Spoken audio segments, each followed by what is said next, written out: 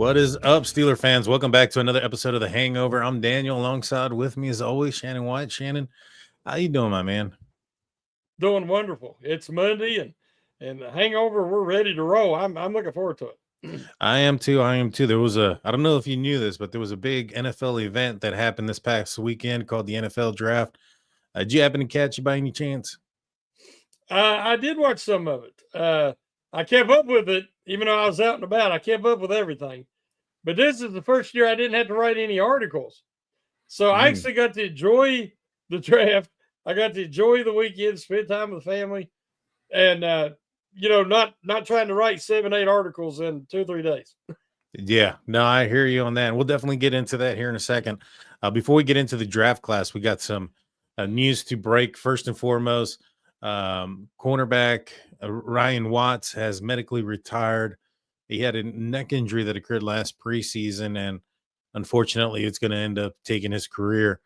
Unfortunate, I thought he was finding himself a home at the safety position, and I thought he was, a physical guy, and really had a nose for the ball, and wasn't afraid to, put his face there in the pile. And it's unfortunate, but he'll be moving on to his next phase of life, so to speak. What are His, any words on Ryan Watts? yeah, his life's work, as There it Chuck is. Noll liked to call it. Yeah, I'm very disappointed. And one point, I could see a whole Steeler backfield of avatars. With Porter and Trice and I thought Watts would be back there. Maybe some slot and maybe in the safety, because I thought he would move to safety, but the guy was a great athlete, a freak athlete, but he Mhm. failed because of injury concerns, similar to Trice. And I was hoping when he got hurt, it was like the last play of the preseason. Mhm. And when he got hurt, I said, he's got a stinger. Because we've seen guys, have that type of hit. Yeah. And it's a lot of times it's just a stinger, but he actually did some damage to his spine there. And so I guess that he hasn't recovered to a point that anybody feels safe giving him clearance. And like you said, that's very sad, because I think he had a lot of potential, but sometimes the spirit's willing, but the body isn't. Yeah, 100%. It's unfortunate. Hopefully, he moves on to better and greater things. And he makes a full recovery, and I hope that he doesn't have any long-term issues that are going to follow him from the injury. The Mm-hmm. Steelers lose another player. Martavius Adams gets cut, gets dealt away. Was that a surprise by you, given the time frame? Training camp hasn't even started. Or do you think maybe perhaps they have a strong feeling that he's not going to be a part of the team, so they're going to give him an opportunity to find his place somewhere else? I definitely think that's it. I mean, he was a practice squad guy, and the Mhm. Steelers had so many injuries that were so pathetic at nose tackle. They had to bring him in, and he was an overachiever. He tried really hard, and a lot of people really liked him more than I did. I've last couple of years, I'm like, he cannot start. He cannot start. But they didn't really have much else till they got Benton, who I don't think is the nose tackle anyway.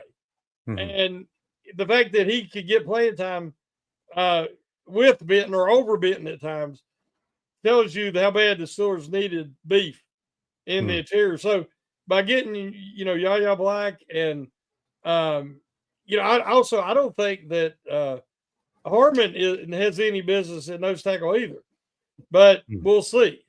Yeah. But yeah, I think that they did him solid by letting him go. It gives him more time to sign somewhere else. Yeah, I agree. So, and I wish him all the best of luck, unless he, shows up in a AFC North team and he's on the other side, then I Yep. hope he has a bad day. But outside of that, yeah, no, wish him all the best. He did a lot of good things for the Pittsburgh Steelers in a time of need, like you mentioned. They were getting kind of low in numbers there in the front when they brought him in, I believe, from the Saints. And Yes, it was. yeah, he was buried on their depth chart as well. And so he did a lot of good things, made a name for himself in the black and gold. So wish him nothing but the best. The Pittsburgh Steelers did bring in somebody. They signed Robert Woods, another player, kind of up there. I'd be excited if this was 2021, but 2025, Robert Woods signs a 1-year deal, $2 million. What, if any, impact do you think this has on the wide receiver room? Well, it just depends. They really don't have a guy that fits that role. That like they've used Jefferson in the past, and they used Hayward Bay in the day, and guys like that. Um, he could come in and give them, the veteran presence, give them some solid blocking, and he could be a third down guy. But you hope that we get to actually see Roman Wilson this year. Mm-hmm. Steps forward, and he can play in the slot and be a reliable possession receiver at the minimum. So you kind of hope you don't see Robert Woods a lot. I think for the Texans last year, he had like 20 catches for 244 yards. So they didn't use him a lot, just more in special situations or if there was injury. So I figured it might be a little bit similar this year because unless the Steelers trade Pickens, they should be pretty loaded there at your top three receivers. The best thing I like about this signing is that it doesn't mess with the compensatory or comp pick formula. That's over with. So anybody that the Steelers sign as of, I believe, 4 p.m. Eastern earlier today, account as have nothing to do with the comp pick formula. And I think right now it's anticipated that the Pittsburgh Steelers, as long as everything goes as planned, players play the amount that they're supposed to play, and especially those that got paid, the Steelers will be looking at 4 comp picks next year. That's quite a bit of draft picks, especially given the fact that the city of Pittsburgh is going to be hosting the draft next year.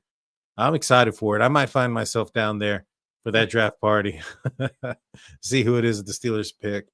But the Steelers had a draft. They had a draft. They went in there. The first round was going. 21 comes up. Shedeur Sanders is still on the clock. Were you nervous that the Steelers were going to make that mistake? All along, I never said, because I was on our podcast on Pump Your Brakes, on the Q&A, on different stuff. I said all along the Steelers ain't picking Sanders in the first.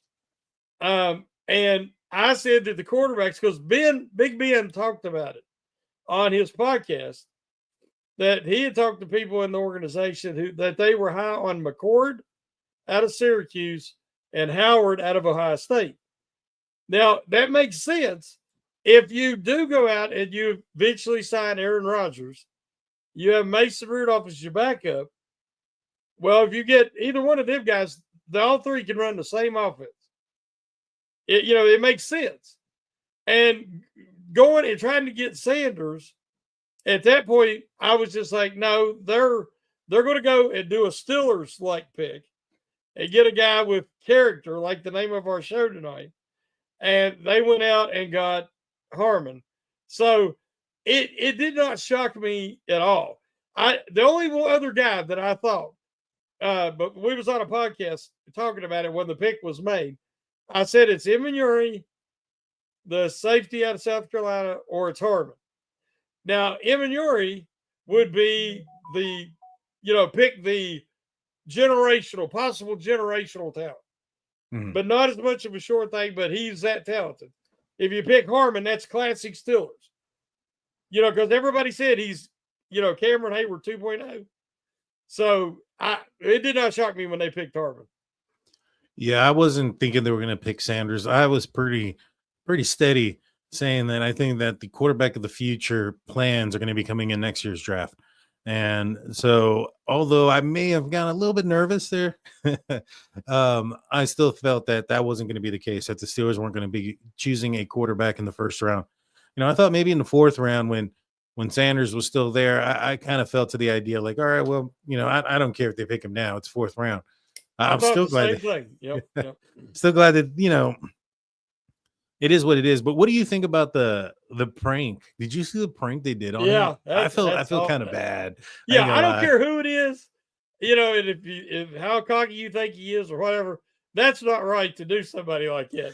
No. And of course they've been eating a lot of crow. That it was the Falcons coach's son, if I remember right. Correct. So the organizations apologized. The coach and the 21-year-old, he was old enough to know better. Yeah. That wasn't funny. Yeah, it was. And for those that aren't aware, a couple of guys, one of the coach's sons from the Falcons, ended up coming across Shador Sanders' phone number, calls him, and pretends to be the GM for the New Orleans Saints, and basically prank him into thinking that he's going to be selected, and then at the end say, "No, you got to wait." And so, unfortunate, that was Bush League, Yes. for sure. But he ends up going to the Browns. Any concern there that he might be a quarterback that you're going to have to face twice a year, or is that something that you embrace? No concern whatsoever. None. Yeah, me either. Honestly, don't have no concern about any of their quarterbacks. I'm enjoy. I hope. I really hope Kenny becomes a starter, and How can I you want to see have him. 5 quarterbacks and still not have one? That's a great question. That's a great question. But the Steelers end up going out and getting Derek Harmon with the 21st overall pick, defensive tackle from Oregon, junior, and you know, pretty sad situation. He gets drafted, and then right afterwards, his mom passes away.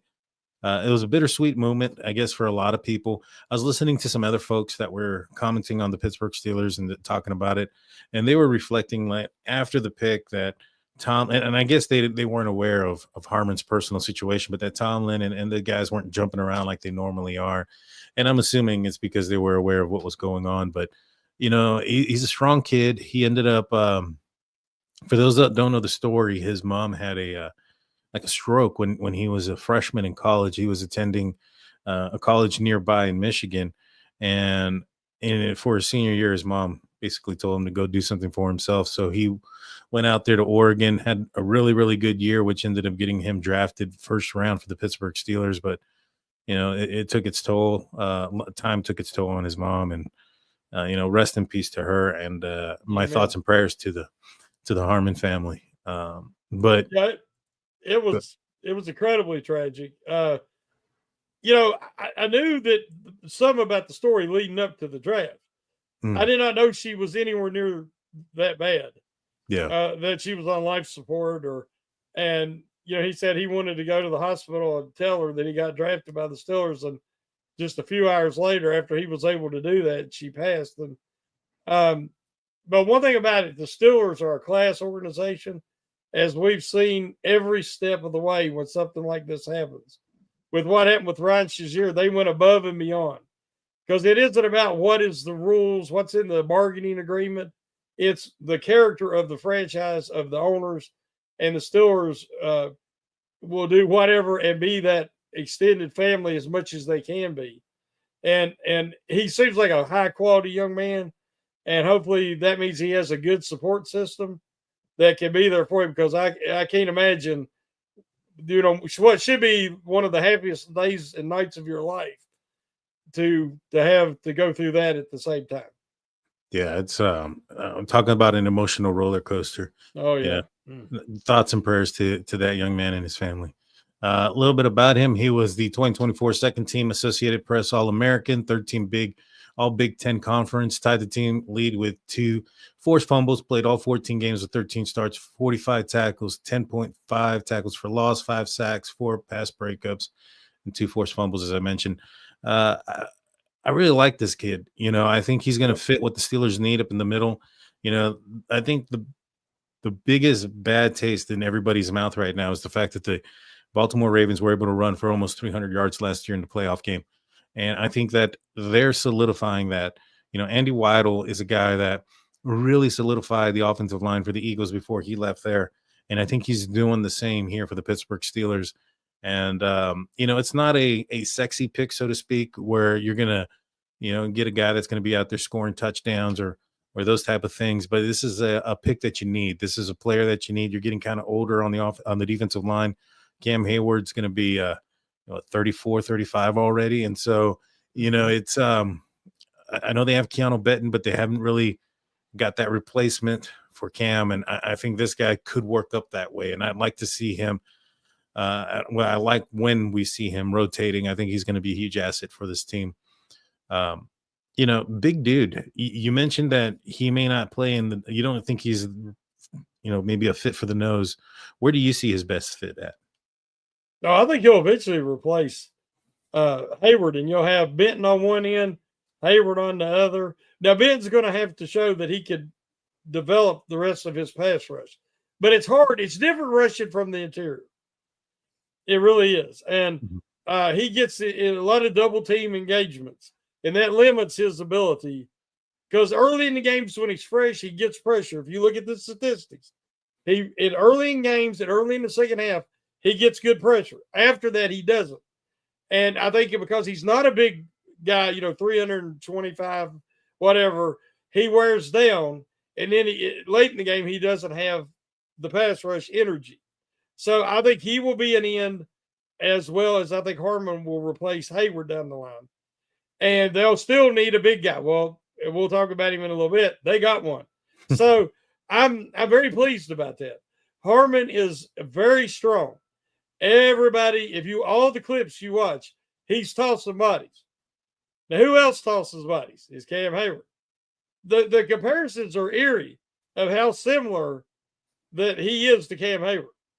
And I think even Hayward's acknowledged that. So, but he will definitely be part of the defensive line rotation. So we've seen Cam Hayward drop inside. He doesn't like to do it. But I've said before, I said last year, if Cam Hayward can do like Tyson Alulu did and drop into nose, he can lengthen his career by increasing his value. Because if he loses a little bit more, he's not going to be a lot of a pass rush threat. But he can still, because Cam Hayward is one of the strongest guys in the league. We all know this. I mean, I've not seen anybody throw around Nelson from the Colts, but Hayward's put Nelson on his butt a few times. And that just shows you Cam definitely is strong enough to play the interior. It's kind of like a guy moving from center field to right field in baseball. They don't want to do it, but the body eventually says you need to because you're not covering as much ground. That's what Hayward's going to eventually have to do, I believe. Yeah. Yeah. I mean, Father Time wins all battles, Yep. I'm excited about this kid. I think there was the only thing that I think maybe is a little bit of concern. I think there was a report that he may have had a shoulder injury, coming into the draft. Yeah. And so hopefully all that works out. But outside of that, I'm excited for this kid. I think he's going to be I think he was a steal. I think, in any other draft, he probably goes a lot higher. I was actually kind of, thinking about it, I was actually kind of shocked that, like, for instance, Grant went so early. Although I thought that Grant was an excellent prospect, I just felt like defensive line was something that kind of takes precedent at the end of the first round, beginning of the second. And, I was shocked that Grant went so early. When you saw that run of defensive linemen going, did you get any concern that the Steelers weren't going to get any? There's a possibility, but looking at the teams ahead of them, yeah, I wasn't that concerned. I can't remember who took Nolan. I don't remember who took him now. But if somebody had traded up in front of the Steelers, I might have been a little more concerned. Yeah. But I had Harmon graded higher. Yeah. And because like you look at the top guys, like Graham was the consensus, but he's very undersized for the Steelers front. He's more of a 4-3 defensive lineman. Yeah. And then Grant I was very high on Grant, but the more film we watched and talked about is gets stood up pretty quick. And there are a lot of the defensive linemen in this class, especially ones that are tall, like 6'5" and taller, they get stood up relatively easily by double teams. Yeah. And so we don't get to see Harmon get doubled that much because he's on the perimeter. He's more on, he's not down in nose. So that's why I don't think he's going to play as much nose as everybody thinks he will. Yeah. Yeah, that makes sense. I mean, that's why they ended up getting the other guy, Black, I think in the fifth round. But first, overall, 83 overall pick, third round, Caleb Johnson out of Iowa. Long wait. The second round, the Steelers didn't have a pick. They had to wait all the way to the third round to get this guy. He's already wearing black and gold, so you can kind of see what he's going to look like in a Steelers uniform. I thought he was a steal. This guy was supposed to be going in the second round. I think he may have dropped a little bit because his combine, he didn't run the fastest in the 40. However, you look at him on the field, he plays a lot faster than a 4.57. Big dude, strong guy, weighs about 224. I'm excited about this young man. I think he can definitely be a guy that can carry the load on first and second down. I'm not sure about his hands, but I think you have a Gainwell and you have Jalen Warren there for that ability to be able to catch the ball on third down and pass block, because I think that was the other thing that maybe Caleb Johnson wasn't like his strength. What were your thoughts of the running back position? Did you like the pick at Caleb Johnson? Was there somebody else maybe you wanted? What were your thoughts? Well, I thought for sure that they were looking for speed. And, like I said, a 4.57. There's guys that was running high 4.3s and 4.4s in the class. And the Steelers invited a lot of them to Pittsburgh and talked to them at the pro days and so forth. But we got to remember, and I have to just put it up here, two things I was getting ready to mention, that in college, on a couple of his breakaways, he hit 22 mile an hour. Wow. Now, on the Steelers right now, the only player that's hit 22 mile an hour or faster in a game is DK Metcalf. And we know he runs a 4.3 something. So, again, that 40 times can be misleading. A lot of your best receivers, Hall of Fame receivers, run between a 4.48 and a 4.54. And nobody ever said they were slow or that, it's so I think that the guy, when he gets in the open, he has the acceleration. He can get up to speed, and he's not going to get run down nowhere near as easy as Harris. Let's don't compare him to Harris. But if you watch him run, he is just so much like Le'Veon Bell because he's very patient, and his running style fits perfectly with what Arthur Smith wants to do in that outside zone. And he will let the play develop, and he can even slow down, almost stop. When Harris stopped, the play's over. This guy can come to a pause. He pauses, lets the hole open, and then he hits it. So he has that acceleration, that little burst like Bell had to get through that, work through there. And then he's big enough that the guys don't want to tackle him, the little guys in the secondary. And we see that when he got out and was long striding, very few guys caught him. Jerry Rice wasn't considered a speed merchant, but how many times did he get caught from behind? Not many. So I think that when you look at scheme fit and style for what the Steelers wanted, they were very fortunate to get him where they got him. Yeah, I agree. He's definitely a guy I think that fits a lot of what the Steelers want to do with the zone type of running as well. Arthur Smith talked about him to that extent of the style of runner that he is would fit what exactly it is that he wants to do. The speed thing, you're absolutely right. He is able to hit 22 miles in a game, and I think there's not very many players that have been able to do that. DK might be the only one that's on the Steelers right now that has. So that tells you he's a home run hitter.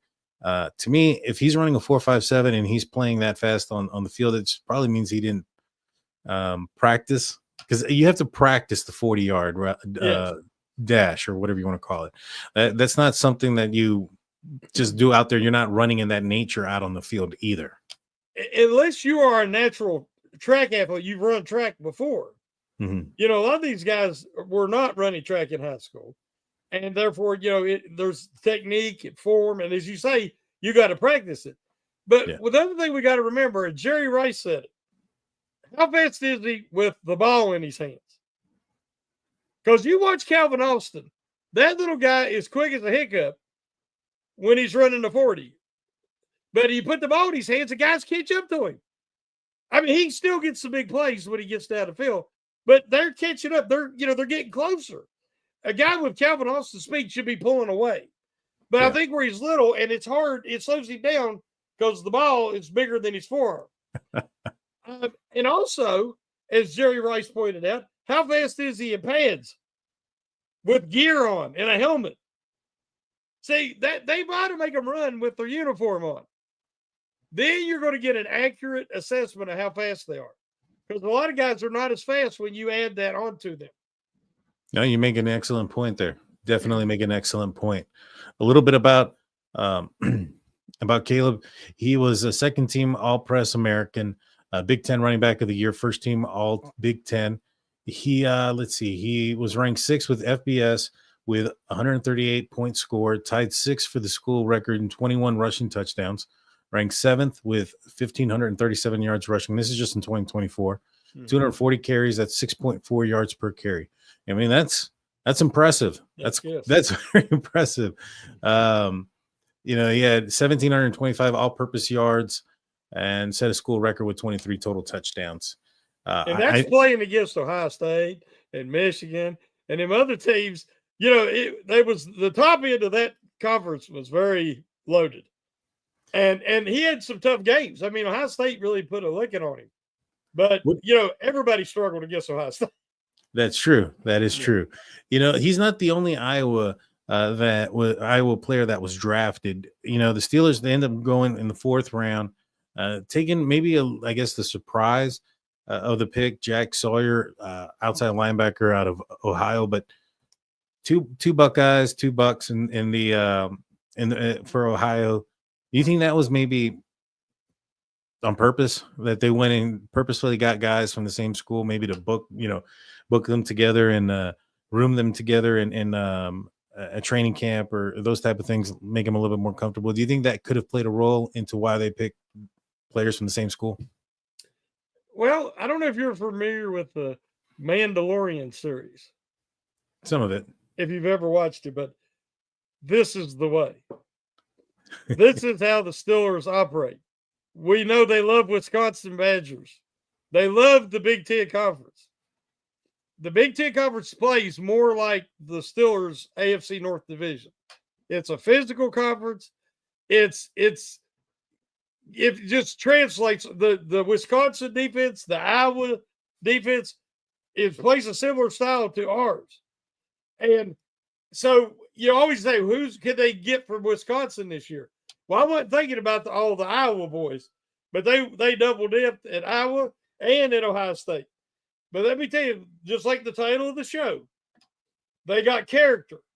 Because the 2 guys they got from Ohio State, who were the national champions, were arguably the physical and spiritual leader of that championship team on offense and defense. Now, you say, why does that matter? Because if you watched Ohio State this year and you're familiar with that program, they had a revival, a spiritual revival that's been going on now for over a year. That brought that team together. They were cohesive. They were selfless. They put the team first ahead of their personal goals. And I'm talking about on both sides of the ball. And you see them guys out there playing for each other, not for me and my brand. And we know the Steelers want this. That's the culture they want to bring back to Pittsburgh. Because for a while now, it's all been about me and my brand. So by getting the guys that they got from Ohio State, they're bringing in some of that culture. Now, Sawyer is not a great athlete, but that's the only thing about him that's not great. He is a great motor. He goes 110 every play. He'll be just like TJ, just like Highsmith, just like Herbie. Them guys are nonstop. When they're on the field, they're nonstop. Sawyer's going to fit in perfect. He's an awesome character guy. He has leadership skills. And he will be a guy that will assimilate and put the franchise first, put his teammates first. It's a brilliant selection all the way around. And even when you're talking about how's these negotiations going to go with TJ Watt, you at least have somebody there, some protection. You have protection if one of your top 3 guys get injured, because Sawyer eventually will be a starter. That's a good take on Sawyer, and I'm going to give you guys mine as soon as we get back after this break. Don't go anywhere. We'll be right back after a few words from our sponsor.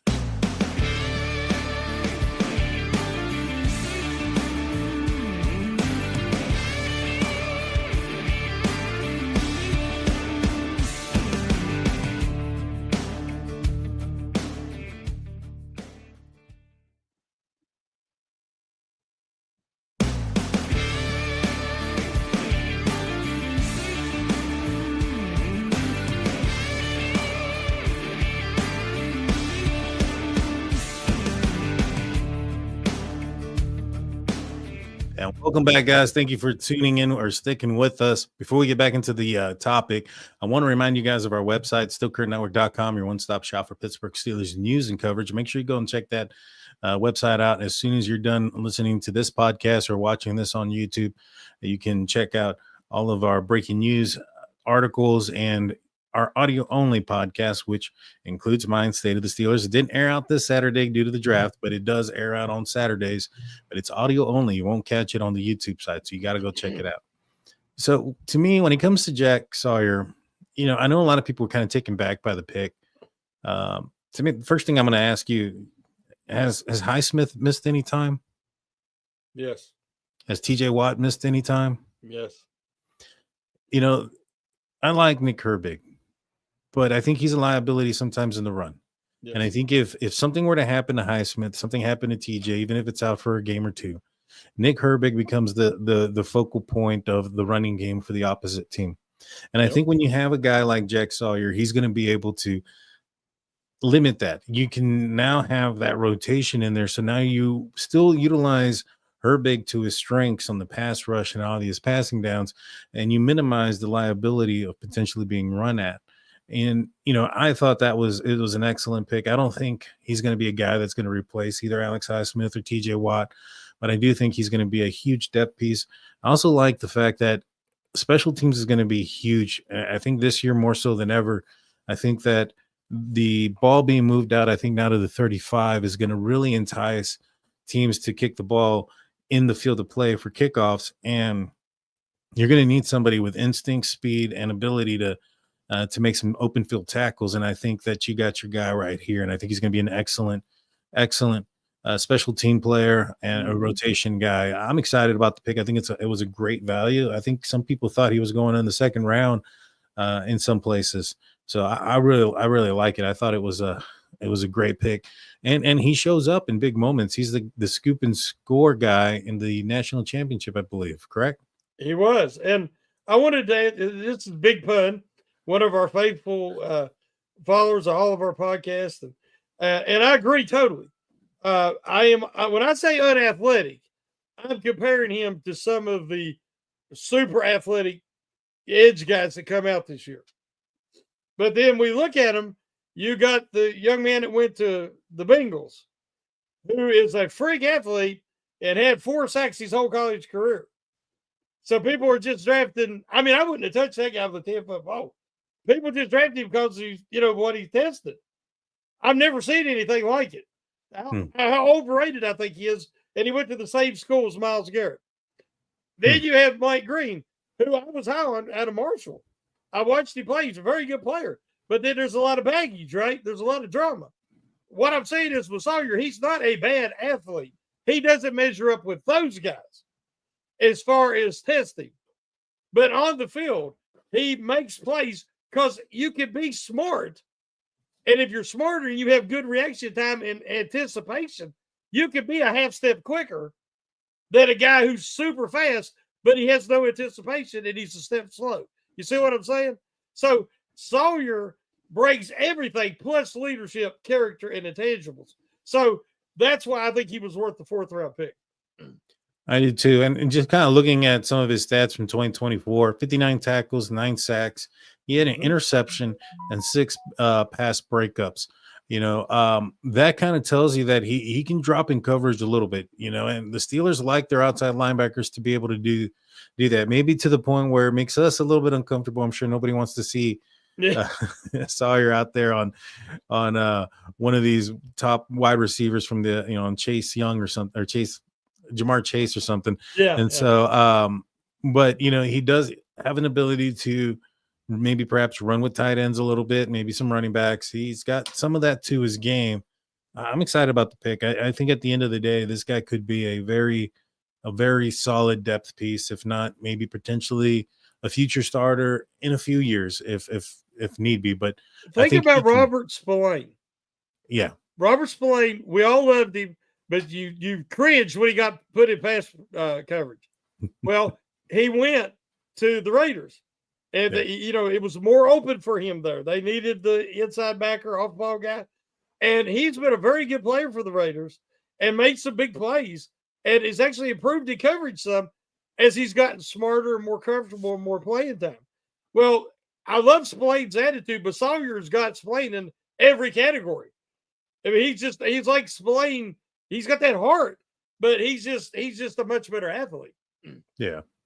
Yeah, and the guy hits hard. I'm watching some of his highlight reel here, and the guy, he's making some huge open field tackles on running backs, on screens for receivers, and he's hitting some people very hard. Yes. And so that was the 4th round pick. Like I said, the one that I think a lot of people probably got the most surprised. The 5th round pick at 164. I think a lot of people thought maybe this is where the Steelers go quarterback. They don't yet. They end up going with Yaya Black out of Iowa, the second Iowa player, first one being the running back. Second player out of Iowa. This guy, I think, is definitely a nose. 6'6", 336 pounds, 35-inch arms, 10 and 1/4 inch hand. This is a massive man of a human being in the middle. And I'm excited. when you watch the highlights, double teams, triple teams, and it's just like he just widens out. He will come off shed and make a tackle, but there's so many times that he is being just everybody's focused on the interior trying to move him, and they can't. And he is a classic nose. I mean, he's not going to be playing end. He's not going to do an Ed Too Tall Jones for people old enough to remember the old Dallas Cowboys back in the Steel Curtain days. But he's got that kind of size and length, 35-inch arms. I mean, he's got a 7-foot something wingspan. I mean, he's going to just and unlike who can forget Daniel McCullers, McCusters, if I'm saying his name right. Big shade tree. I mean, the dude was massive. He hung around for 3 or 4 years with the Steelers, but he couldn't move at all. He was a tree. Yeah. Watch Black. He can move. And like I said, he could shed blockers and make tackles. And I think it was brilliant because we thought they might double dip. And the defensive line, and they did, and they got a true nose. Exactly. And the Steelers haven't had a nose in a while. It's been a while. They've been substituting some of these guys in there, like Hayward, Martavius Adams as a nose, who I don't even think Martavius Adams was a nose. He was very undersized if you wanted to use him in that for that position. And so, I'm excited about this pick. I mean, this tells you right there, you have Hayward, Benton, Black, you got the new guy in as well, first round, Harmon. I think you have the makes of a really strong defensive line, and that's only going to help out these middle linebackers. Patrick Queen and Peyton Wilson. I think that if Wilson ends up taking the green dot this year, this could be a really, really good defense. It's so crazy. I'm watching it, and people's asking me what I'm thinking, and I'm thinking, this is really nice. I love the character of these young men. I like the fit. I like how they're going to fit the culture. But I'm like, man, the Steelers just cannot focus on offense. I think every time that their picks coming around, they're like, oh, there's another nice defensive guy. Like, you need some help on offense. But, they didn't reach. I do not feel like they reached at any point, and they stayed true to the board. But I just think, man, I don't know if it's how the draft keeps falling and where they got ranked, but it seems like that, man, they're much better drafted defense than they are offense. Yeah. No, yeah. When your head coach is Mike Tomlin and he's defensive minded, that's where it's going to lead. The next pick, 6th round, 185 overall. The Steelers go out there and get their quarterback, Will Howard, Ohio State, a guy that won the national championship. I think he was the MVP of that game. I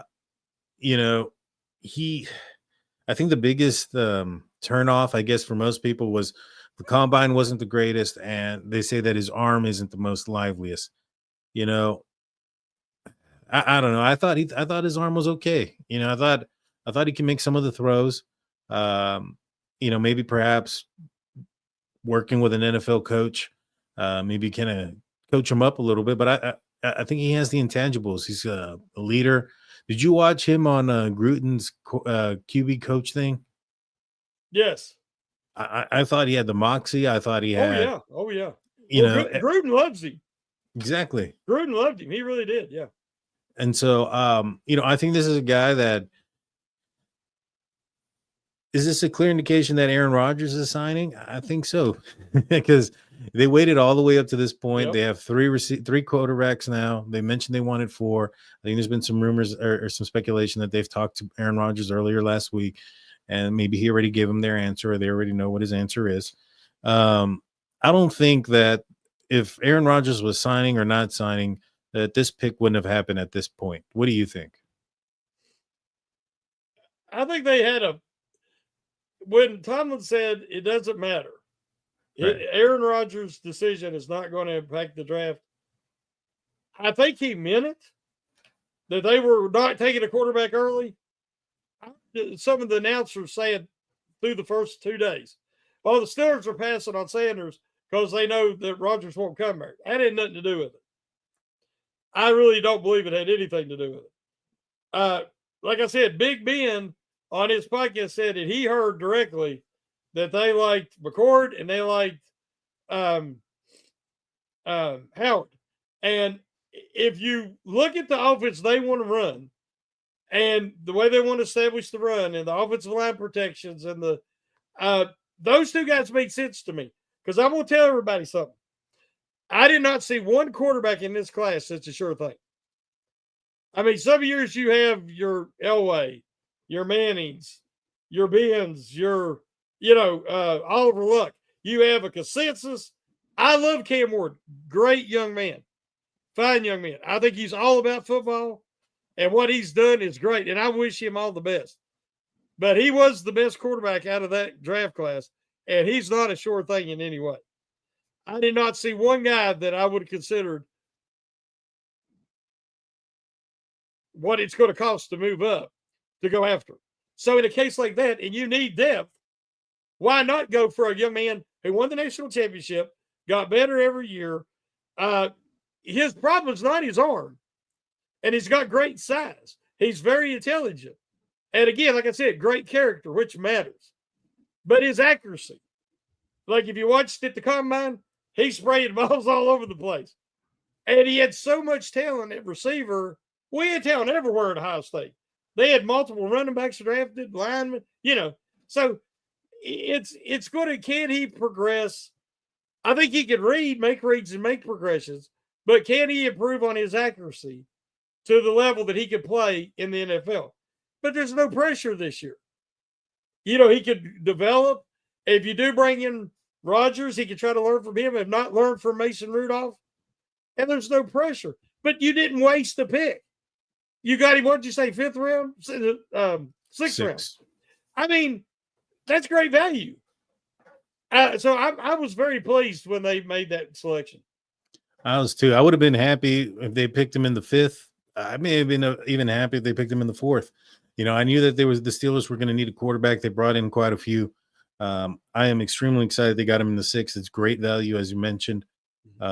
It's a lottery ticket. It's a dollar lottery ticket. You put a little bit into it, and there's a high chance of a high reward, and there's a chance you might break even. And if you strike out, it was a 6th round pick. It's not like it was something you put a lot of effort into. I mean, you gave up a 6th round pick for Justin Fields, and you only played him for 4 games. So take that for what it is. I'm excited about him. I think he does have what it takes to, for him to be the MVP of the national championship and to lead that team. You have to be a leader. You have to have those intangibles. And I think that he has that, and we'll see where that leads him with the Steelers. I still strongly suspect they're going to be targeting a quarterback in next year's draft early. But with Will Howard, it's a no-lose situation with the young man. I don't even think he's going to suit up for any games this year unless there's some sort of injury. Well, that emergency third guy who can suit up, but he doesn't play unless the first 2 guys get hurt. He might. Hopefully, he gets to that point, but I just think there's some talent there, and again, you got to sometimes kiss a lot of frogs to find your prince, right? As the old saying goes. So the Steelers got to keep bringing in some frogs and see if they can't find one that fits to them, the scheme, what they want to do, and develop him. Now, I've seen a lot of comments. Can the Steelers develop a quarterback? Nobody knows. I wholeheartedly agree with that. But I'm hoping that the young man is more developed than we realize, because Ohio State has an excellent coaching staff, and that they can work with him on his mechanics and his accuracy, and you might find the steal. But I think it was well worth the gamble. Let's put it that way. Yeah, yeah. So if the Steelers are kissing a bunch of frogs, is Aaron Rodgers that toad with that Awasaka, whatever you call it? That maybe. You can't, don't touch that one. You'll start hallucinating. Exactly. Yes, exactly. You might find yourself in a dark room somewhere. There you go. Good stuff there. Great pick. I'm excited to see him in camp and see what he can do in preseason. I think he's going to play a lot of preseason this year, and I'm excited to see what he can do. The next pick, I think this one a lot of people saw coming a mile away. This 7th round, 226 overall linebacker Carson Bruner, son of Mark Bruner, former Steelers tight end. I didn't even know that that Bruner had a son in college, but when they drafted him, I was like, it makes a lot of sense. Perfect sense. Just makes sense. Any and surprise he's a Steelers to this? Scout. Exactly. They say they had nothing to do with it. It had nothing to do with Mark. I don't know if I quite believe that. What do you think his ceiling could be, Carson Bruner? You think maybe perhaps just a special teams guy, or do you think maybe perhaps he can carve a future for himself on the team? A guy who's he's just a lot of energy and effort. And I think he's intelligent. Now, how does all that translate with his limited? Again, I'm not saying a bad athlete, but he's limited. Can he overcome that? That some guys can, some guys can't. But has a good preseason, good training camp, practice squad. Work on his abilities and strengthen his weaknesses. You don't know where it could go, but it's a great story. And a 7th rounder is basically worth throwing. We're taking a chance here of somebody that we might could get value out of, and the Steelers have been really good at that through the years. And a lot of 7th round guys make it a year or two on the Steelers. As you say, he's a special team specialist, or that quality depth guy. And but I just think it's such a great story. His dad being a 1st round pick, and then he comes in as one of the 7th round picks. And honestly, I didn't know they had 2 7th rounders. I didn't pay enough attention. So when they made that pick, I thought it was over. And then I'm looking, I'm like, oh, they got another one. But I think that it's a great story. He knows the facilities. He knows the what the Steelers expect. I'm sure he probably knows some of the players and coaches, obviously. So I think it was worth the a lot of times 7th rounders are afterthoughts. Yeah. But I give him more of a chance than your normal 7th rounder because of his familiarity. Yeah. No, I agree. And there's something about those family ties that the Pittsburgh Steelers just can't get away from. But I wasn't aware of it, but I'm not against it. And I wasn't aware of who he was prior to the draft, but I'm not against it. It builds character on the team just to bring in guys like this and give them an opportunity to earn their keep, earn a position on the team. I don't think anything's going to be given to him, but he'll have an opportunity to earn it. And you did mention there was one more pick, 7th round, 229 overall, cornerback punt returner Dante Kent. This guy's played some inside, played some outside. I think that a lot of folks might be looking at Beanie Bishop and say, is this his competition? Is this the battle there in camp, Beanie Bishop versus Kent for that slot position? What do you think?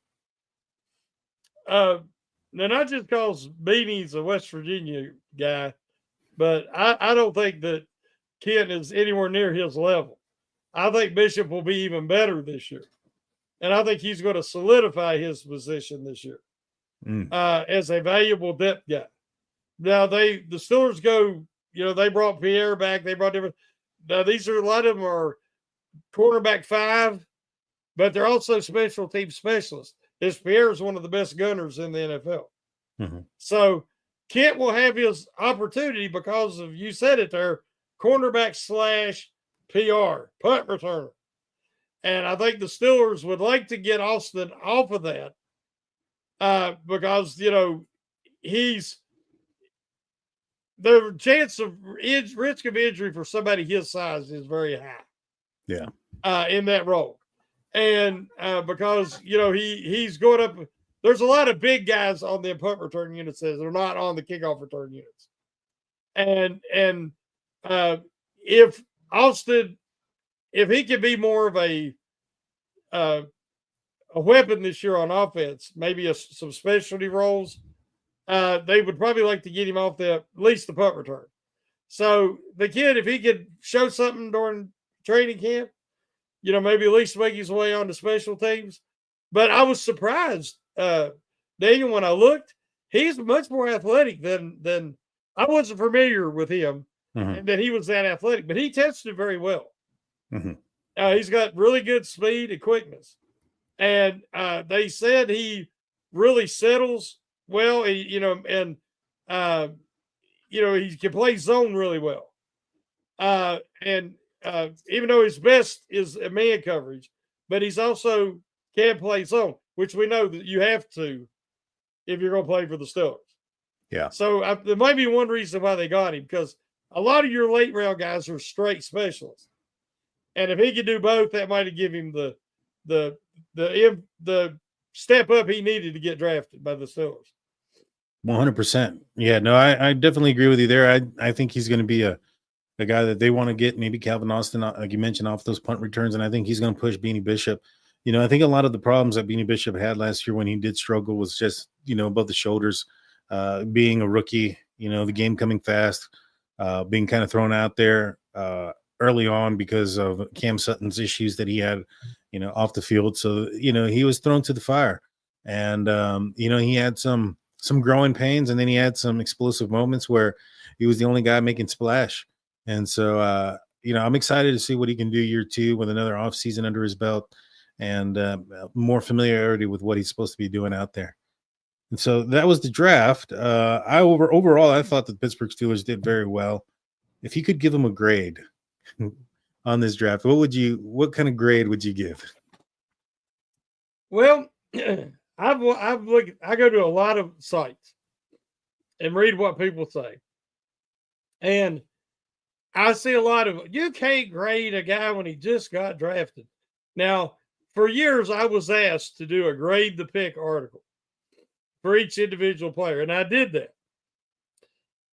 Now, a lot of people say you can't do it, and I believe that a lot of people lack a certain level of intelligence.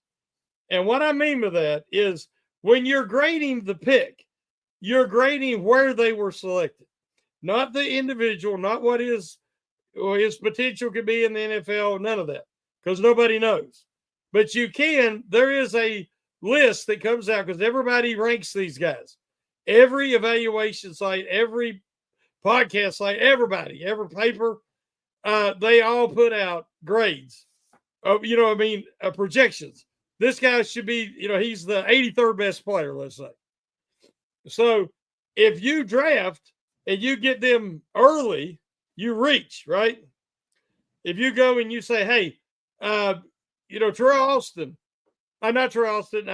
Edmonds was ranked, I think, 38 in that year's draft, and the Steelers get him in the 20s. You reached at the minimum, right? And that's from the consensus of all the experts saying where they rank each player. Okay, that means you reached, so that would be a bad grade. If you get them a great value late, like last year, the Steelers got Peyton Wilson way later than what he was projected in his position to be drafted in last year's draft because of that injury concern. So they got great value out of him. So you base it on where they got drafted, what's the value there. Then you have to base it on scheme fit. How do they fit the present scheme and what they're going to be asked to do? Because sometimes you draft a guy like Najee Harris, then you bring in an offensive line coach that teaches outside zone. You bring in an offensive coordinator like Arthur Smith that wants to do outside zone running. Harris would be a terrible fit, and he was. So you have to take those two things into consideration. The third factor that I always used was character off the field. Do they fit team chemistry? Will they fit in with the culture in the locker room? And are they team first guys, or are they going to be a problem? So that's what I base my individual picks on. So when you look at this year's draft class, I wanted to give them an A minus, but I stuck with the B plus for this year's class only because they did not have a second round grade. I mean, a second round pick. But when we look at it, if you want to throw DK Metcalf in there and say that's who your second round pick is, that brings this year's collection of talent, their haul, so to speak, to an A, in my opinion. Yeah. Yeah, I'm right there with you, man. You know, be 110% honest with you. You know, I think that when I look at the offseason in totality, I think they did a great job given what the plan was. You know, I know a lot of people might look at free agency and say, well, you know, they didn't pick up these many players, et cetera, et cetera. But I think the plan was to get some comp picks for next year and to position themselves properly so that they can build for the future. And so when you look at it from that lens and you see the players that they were able to pick up and the deals they were able to make, especially some of these players who were cut or released, so that it didn't affect that comp formula. If they end up signing a guy like Aaron Rodgers, you know, I still think that that's a benefit, a plus for the Pittsburgh Steelers. You know, overall, I think they've done a fantastic job when you put it all into context. You know, when you're just looking at the draft on its own, you know, I'm right there with you. You know, B minus as far as, you know, they didn't move back in the first round, maybe to pick up another pick. But at that, I mean, if you do, you could lose the opportunity of getting Harmon, and I think that was the Steelers' guy. And so, you know, if you're going to get your guy, you sometimes you got to pay the piper for it. You know what I'm saying? And you know, the third round pick with the running back, I thought that was excellent value. I thought he was going to go a lot earlier. Sawyer, although maybe not the need that everybody's thinking of right away, but I think that when you look at the season in totality, as far as the defense and the amount of snaps that they've played and the amount of injuries that have occurred, soft tissue injuries that have nagged, you know, throughout the season on the outside linebacker position, I think it's an excellent pickup. You know, all the way to Will Howard being selected in the 6th round. You know, B plus definitely. I think you're absolutely right, spot on. You know, you talking about Sawyer. I hope people have got to see some of the footage where they filmed the Ohio State's national championship run, and they filmed them having revivals and different things in the weeks leading up to the season and then during the season, and the camaraderie and the closeness of that team. And you know, one thing the Steelers lack right now, and I'm including TJ, and I'm including Cam Hayward, is we always had that old school vocal leader. We had a guy that would take up and accept that role and accept that pressure and that mantle and have the respect of the locker room that he could do that. Cam tries, but Cam has his, you know, his fingers in a lot of pots.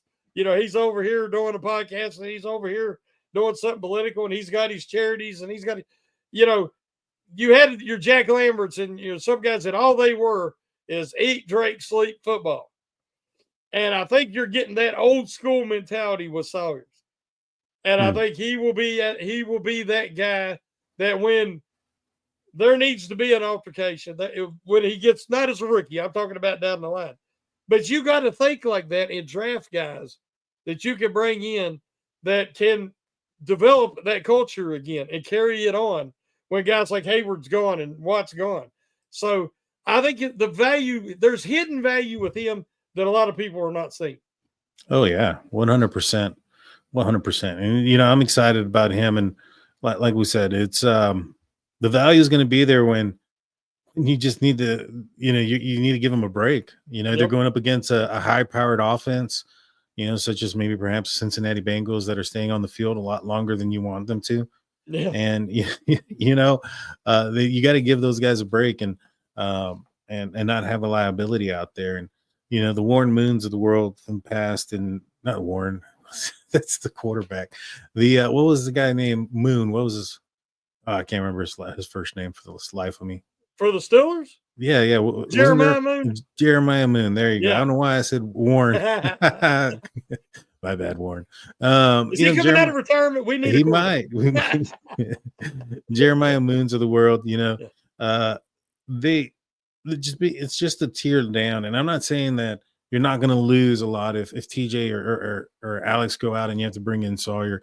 I'm sure there's going to be quite a bit of a drop off the first year, but who better for him to learn from than guys like TJ or Alex Highsmith. Look at what it's done for Nick Herbig, in my opinion. I think those guys have taken Nick under their wing and they've taught him the ropes and taught him some more moves and things of that nature. And I think that Sawyer can really, really benefit from that as well.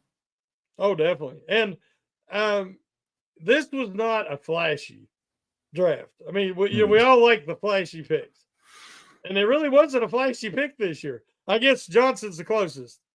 Yeah. And, we're really expecting a lot. But it was a foundation building draft. Last year with the offensive line and Wilson and the guys that they picked was a foundation building. You got to build that. Then you can have the sexy picks. But you first got to have the foundation. True story. Well, guys, that's going to do it for us today. I appreciate everybody that's tuned in. Let us know in the comment section what you guys think about this draft. Let us know, what players you like, what players you don't like. Like, subscribe, comment, the whole 9 yards. Shannon, take us out, my man.